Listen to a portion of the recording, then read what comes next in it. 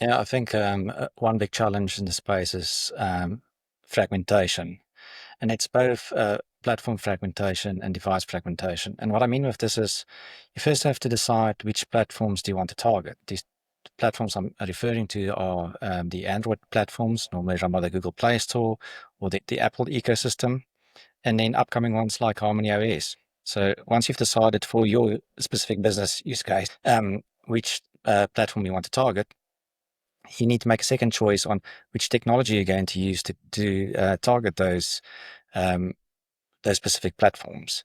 You have to make decisions like, do I write native code for each operating system and get a benefit of these specific platform features and performance benefits, or do you go for cross-platform framework like Flutter or React Native that allows you to invest in a single code base and deploy it across these different platforms?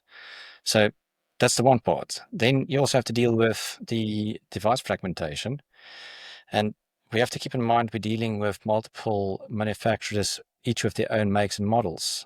These come in different screen sizes, so your app looks different. It can behave different, different operating system versions, and then on top of that, unique hardware. So ensuring your app runs smoothly across every operating system and each one of these combinations demands far more rigorous testing that you have to keep in mind for mobile development. The constant maintenance on keeping that up to date as well, Philip, because it's not a stationary environment we're working with it. You spoke about the fragmentation in devices. There's always new players coming into the market. There's always a new device of the minute that's coming in with a different screen resolution. We've seen a huge uptick in foldable phones in the last few years, which is introducing complexity around adapting to different screen sizes that can be as vast as right up to a tablet sized device, right down to, that tiny small square screen on a Motorola Razr, for example. And then, as we mentioned earlier, the wearables. You've got the consideration of you have to be able to run on an Apple smartwatch.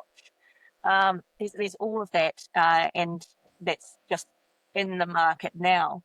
When you think about the maintenance of your app, you also need to be looking ahead at what's coming in terms of that fragmentation. You mentioned Harmony OS. That's a huge in mainland China right now. If that becomes a major disruptor to the market, then it's something we need to think about, particularly in New Zealand, where we have obviously a lot of variation in the devices that we see, including Huawei devices.